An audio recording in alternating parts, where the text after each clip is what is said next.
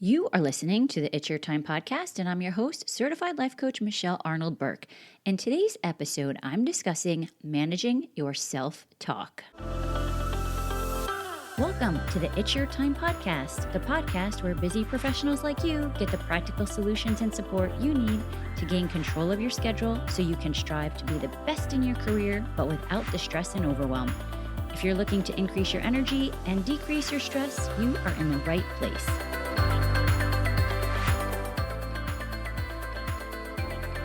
Hello. Welcome back to the podcast, friends. How are you doing today? I have to tell you, I am feeling pretty amazing, and it has nothing to do with the 2 Excedrins and the 2 coffees, I assure you. Honestly, what has gone on this weekend has been so much fun. I did a pop-up offer to folks on my email list and for those on my Facebook page for free coaching. No strings, no obligations, just wanted to help some people who wanted the help. And it has been so much fun. Thank you to all of you who actually took advantage of the offer. It has been a blast, and I hope that you were able to get what you were looking for. And if you are not on my email list, why not? What are you waiting for? I send you a little love note each week. It's basically the place to be for more free content and coaching tools. Well, of course, here on the podcast is one place, but also on the email list. That's also a place where you can connect with me, learn ways that we can work together for coaching. Now, if you want to sign up, it's super easy. Go to michelleburkecoaching.com/list. I will say that again. You want to go to the www.michelleburkecoaching.com list link and sign up. Just do it. Okay. Now that I'm done bossing you around for the day, maybe the coffee does have something to do with it. Let's jump into this week's episode. Today, I want to talk to you about managing self-talk. This is so important for you to be able to create the life you most desire.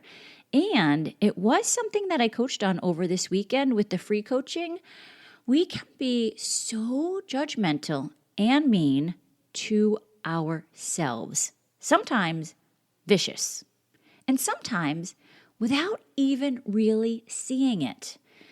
As I get into this, I really want you to think about how this shows up for you and consider where you might be able to implement some changes if you see fit. To get started, what do you think is the thing that you tell yourself the most? Like, what is the thing you say to yourself on a daily basis? I know for me, I catch myself often telling myself I'm not doing enough. It doesn't even really matter what it is I'm doing. I catch myself saying I should have or could have done more. Here is one thing, though, that has changed for me since I started doing all of this work and learning the tools around coaching.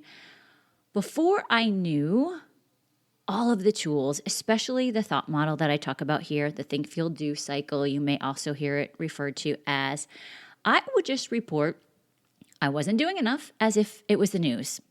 It just seemed to be a fact. I'm not doing enough. And now I can see more as an observer of my thinking that is not a truth. It is something my brain has thought for many, many years, and it is a belief that I have held, and it is not useful. Now, if you're with me, maybe it's I'm not doing enough. Or for you, maybe it's something along the lines of I'm not smart enough, or I'm not making enough money, or I'm not thin enough. Whatever it is, I want you to stop and pay attention to how often you say this. And then stop and think about you as a little girl. Like maybe even go back and check out pictures of yourself when you were younger. Would you ever be telling her she is not smart enough, rich enough, doing enough, thin enough? No, you wouldn't. And if you can't quite get to that place where you think of you as a little girl, think of any special little girl in your life. Would you say any of that? No. So question, why do we think it's okay to speak to ourselves like that? It is not an empowering mindset for what we are here to do in this life of ours. And I want you to dig a little deeper into this thought. What is enough? So often we tell ourselves that we're not doing enough or it's not enough. And that keeps us in this state of busy, doing. And then we wonder why the hell we feel so stressed and overwhelmed. Listen, you just get to decide what is enough. Oh, and yes, did you catch what I said there? You decide. It's not something that other people decide for you. You decide what enough is. And you have to be sure you are clear on that, because with any goal, if we do not have an endpoint, our brain is just going to keep working, and there is no specific end in sight. You need to know what enough is. You need to tell yourself what that means for you. There really is not a quote unquote right answer. Everyone's is going to be different, and that's perfect. And give yourself some grace. Some of the coaching that I did this weekend had so much self-judgment around the situations. And this is just an added layer of BS that we put upon ourselves. For some folks, it sounded like, look at what you did to yourself again, or I don't stay on plan, it's ridiculous, or I don't know if what I'm doing is right, which I will say is one thought that has a ... after it. So if you catch yourself wondering, like, am I doing this right? I want you to think about this. We say something along the lines of, I don't know if what I'm doing is right, ... I'm not doing it right, is usually the next layer of that thought. Because if we thought we were doing it right, we would just know. There would be certainty there. When we're questioning it, when our brain is questioning it, we need to, with authority, take control and answer the questions. Are you doing enough? Yes. Are you doing it right? Yes. Or another question I saw is, can I be doing it better? That goes back to that mindset thinking of, when I get there, it will be better. And whenever I talk about taking your life to the next level or being your next best self, that doesn't mean that it's better than who you are today. You are currently your best self. We do this work to evolve because we want to grow. It is not that we think it's going to be better when we get there. It's because we want to continue to work and develop our truest desires and life that we want to create. Now, when I say give yourself grace, I mean, as an example for me, I'm at a pretty good point of knowing that my workouts, my meditations, my reading, all the things associated with my morning routine are totally enough.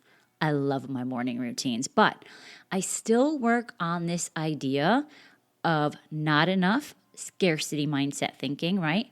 Sometimes in the area of money. And it doesn't matter what level you get to.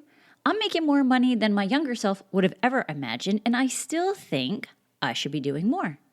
That's because I have some money beliefs that I am working to clean up. I tell you guys all the time, I'm here doing this work with you.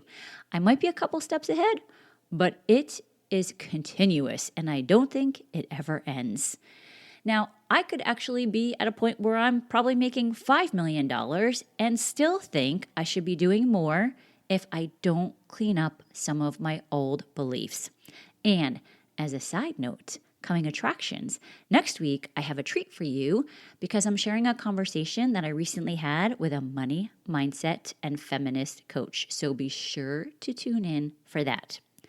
Okay, so giving myself grace would look like celebrating and knowing that I have the skill to figure it out. You have the skills to figure it out. Now, you just need to make some tweaks here and there, right? Like find the evidence of where you're doing enough, if we're going to stick with this example, and then just extrapolate it to maybe areas where you don't tell yourself that. In order to make the changes to the next area of your life, you have to start thinking on purpose. So we've talked about what the thing is that you tell yourself the most. Next, I want you to question, is it even true? Can you be sure that it's 100% true? I'm going to guess if you polled everyone in your life, someone or two or three would likely say what your thought is not true, not a fact. So who would you be without thinking that thought? Fascinating question, right? Who would you be without thinking the thought that you have thought for years? So if I'm thinking I'm not doing enough, I can say it's not true. Mark, for example, is often telling me to take a break from doing, and relax more. But relaxing is not so relaxing to me most days. But I will say, my human design, in my defense, is a generator, which basically means that I have a lot of energy. My makeup is that I'm a worker bee. Human design can be so fun. And if you want to know more about it or find out what yours is, check out www.jovianarchive.com. I'll put the link in the notes. And I also had, as a quick side note, Rebecca Turvo on the podcast a few podcasts ago. Just check for Rebecca Turvo, and she discussed human design. Y'all know how I like to hook you up with so many different things of goodness here. Check it all out. Okay, so the last question. Who would you be without the thought? For me, I think I would probably be a little bit more peaceful. Perhaps some may say calm. But what is it for you? Who would you be without that thought? Now, why is managing your self-talk so important? Remember, your brain has a reticular activating system, RAS, which is the filter by which you see the world. Have you heard that saying, what I see is up to me? The reticular activating system is like, back in the day, the bouncer at the club. I'm guessing they still have bouncers, right? It's what allows info in or not in.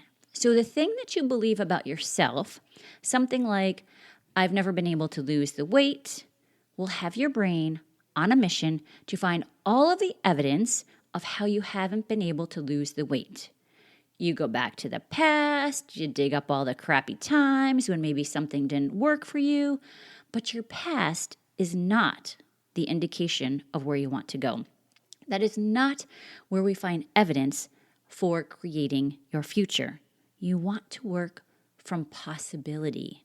So maybe a thought like, I'm going to figure it out this time, no matter what. And you have to practice the new thought, but be sure you believe it first. So in some instances, you might even want to say something more along the lines of, I'm learning new ways to figure it out. Sometimes just inserting that I'm learning allows you to really embrace the new thought. And the reason that you have to practice is based on Hebbian theory, which is basically the neuroscientific theory that says an increase in synaptic efficacy arises from presynaptic cells' repeated and persistent stimulation of a postsynaptic cell. It's basically an attempt to explain synaptic plasticity. You've also probably heard of neuroplasticity. It's the adaptation of the brain's neurons during the learning process. So up to this point, you have practiced the unintentional thought. In my example, I'm not doing enough. And so now you need to work on practicing the new thought. So that becomes your solid belief of yourself and will create a new result. Remember, new thinking creates new results. Joe Dispenza talks about this in his book, Breaking the Habit of Being Yourself, and he simply says, the cells that fire together, wire together. So let's be consciously working to manage those thoughts and to really be intentional about what we are saying to ourselves about ourselves. Truly, those thoughts, the words, they make the most impact on us. The words we tell ourselves are so important. And we need to be honest to ourselves about what those words are. I was recently taking a Peloton ride. This could be another tool that might help you with Christine, who is one of the instructors, and she has a handle for her social media. I am, I can, I will, I do.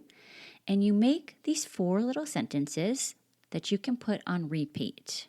And it's really an opportunity for you to be able to get from where you are now to where you want to be. So for example, I am strong, I can figure this out, I will keep going, and I do make a difference. Insert the words that help you change the trajectory of your life. You truly are the one that is able to give yourself the gift of your life. And I know I'm often guilty of trying to either change others, right? Spend that energy trying to make other people do what I think is probably best for them, as if I know what's best for them, or maybe manipulate myself in order to have people like me or to fit in. But I have to say, I don't believe we're put on this earth to change the trajectory of our loved ones' journeys.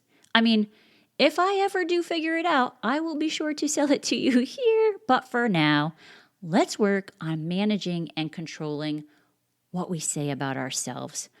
Our energy is so much more useful doing that work, what we want to create in our lives. You're here for a reason. You are unique. Each and every one of us has our own uniqueness. We don't need to fit in. We need to do our own life. You need to do you. You are most yourself when you use the tools that you have been given. Embrace more of who you want to be. Manage the self-talk in a way that is useful. I always say there's no right or wrong thoughts, but there are for absolutely sure thoughts that are more useful than others. And you always have agency over choosing what that looks like. You always have agency of choosing the thoughts for yourself. Choose wisely. Okay, friends, that's what I have for you today. Again, please be sure to get on the email list, michelleburkecoaching.com/list. And please share this episode with anyone that you think could benefit. Have them hop on the list too. Of course, this goes for any episode. You can please share it with anyone that you think would benefit. Let's circle back next week. But for now, make it a great day. Take care.